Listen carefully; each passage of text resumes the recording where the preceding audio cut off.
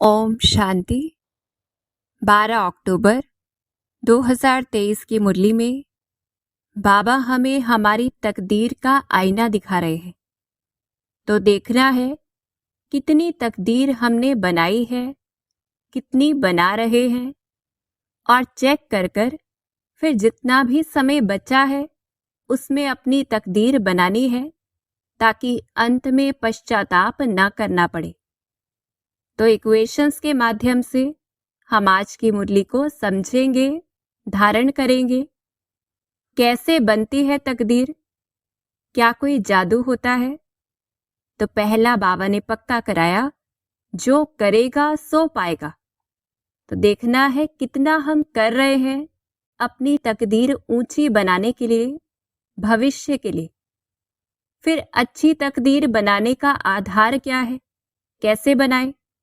तो पहला पॉइंट है श्रीमत है, कि जितना श्रीमत पर चलते हैं वही क्या है, पूरा बलि चढ़ना है। जिसे कहें जीते जी शिव बाबा का बनना, उसकी गोद में आना। क्योंकि हर कदम पे श्रीमत है, कैसे उठना है, चलना है, देखना है, हर चीज की है। जितना उसे फॉलो करते हैं उतना कहेंगे बलि चढ़ते हैं।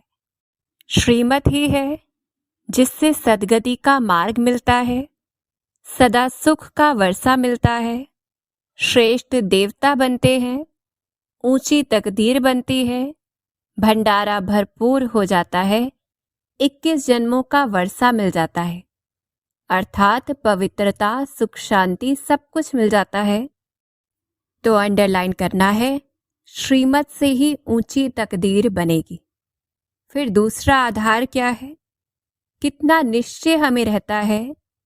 जो सत बाप, टीचर, सतगुरु है, जो हमें सृष्टि के आदि मध्य अंत का राज समझाता है, ज्ञान सागर है, हमें त्रिकालदर्शी बनाता है। कितना हमें निश्चय है, उस आधार पर कहेंगे तकदीर खुलती जाएगी, सौभाग्यशाली बन जाते हैं, श्रेष्ठाचारी बन जाते हैं। तो अंडरलाइन करना है, चेक करना है कितना हमें निश्चय है। फिर तीसरा पॉइंट है, ज्ञान धारण जितना करते हैं उतना दुर्गति से सद्गति में आ जाते हैं। तो एक है ज्ञान सुनना, एक है ज्ञान सुनाना, और एक है ज्ञान को धारण करना। जितना धारण करेंगे तकदीर श्रेष्ठ बन जाएगी। फिर चौथी पॉइंट है, अच्छी रीति समझते हैं, अंधों की लाठी बनते हैं। तो कहेंगे अच्छा पुरुषार्थ करते हैं और अच्छा पद पाते हैं। तो जितना सुनते हैं, सुनाते हैं, धारण करते हैं, फिर दूसरों की सेवा करते हैं, तो और ज्यादा तकदीर ऊंची बनती जाती है। अब क्यों बनानी है हमें ऊंची तकदीर? तो बाबा अंडरलाइन कराते कि सारी राजधानी स्थापन हो रही है, ये समझना है। कम तकदीर कैसी होती है? अगर पढ़ेंगे नहीं तो जैसे कि भील है, बिना ज्ञान के याद या कोई पूजा करते हैं तो उससे फायदा अल्पकाल का सुख मिलता है। तो याद भी कैसी हो, ज्ञान युक्त हो। फिर तीसरी पॉइंट है, सब कुछ जानते हुए पर कुछ समझते नहीं है। कि बुद्धि में ज्ञान तो है पर अप्लाई नहीं करते, समझते नहीं है, पूरा पुरुषार्थ नहीं करते। बाबा कहते बाप को याद ही नहीं करते, कोई सर्विस नहीं करते, आप समान वर्षा पाने लायक नहीं बनाते, तो क्या बन जाएंगे? दुर्भाग्यशाली, बिगड़ी हुई तकदीर होगी, भ्रष्टाचारी बन जाएंगे, सजाएं बहुत खाएंगे, ट्रिब्यूनल बैठती है, वर्षा भी नहीं पाएंगे, पाई पैसे का पद हो जाएगा, और वहां सतयुग में भी दास दासी जाकर बनेंगे, जैसे कि झाड़ू आदि लगाने वाले। तो अंडरलाइन करना है और अपनी तकदीर की तस्वीर देखनी भी है, बनानी भी है। फिर अगर श्रीमत पर नहीं चलते तो श्रेष्ठ थोड़े बनेंगे, पद भी भ्रष्ट हो जाता है। तो बाबा हमें प्रेरित कर रहे हैं सुख धाम में स्वर्ग का वर्षा पाने में परहेज बहुत है, लेकिन कल्प कल्प यह पुरुषार्थ हमने किया है, कोई नई बात नहीं है। तो ऐसे स्मृति रखते पुरुषार्थ करना है, तकदीर बनानी है। फिर और कैसे बनाएंगे तकदीर? योग के द्वारा। तो बाबा ने ब्राह्मण जन्म में पहला वरदान ही हमें दिया, सहज योगी भव का। क्या करना है? बुद्धि में सदा याद रखना है, तो ही हम जीवन में ला पाएंगे और विशेषता संपन्न जीवन बना पाएंगे, क्योंकि जैसी स्मृति वैसी ही स्थिति होती है। तो बार बार अंडरलाइन करना है, हमारा जीवन कैसा है? योगी जीवन है, ना कि भोगी जीवन, और सहज है। ये संकल्प न रहे कि योग लगाना, बाप को याद करना कठिन है, क्योंकि हम कौन है? सहज योगी जीवन वाले। तो योग का आधार है स्मृतियाँ। फिर किस प्रकार से याद करना है? सहज रूप से।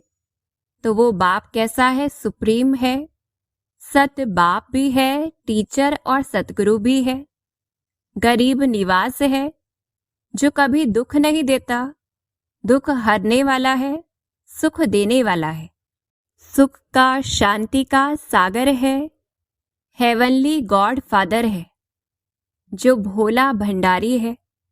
तो इस रूप से याद करें।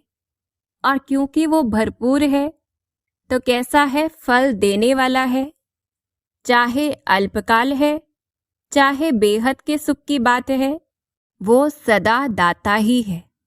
तो ऐसे हम शिव बाबा को सहज रूप से याद करें तो क्या होगा?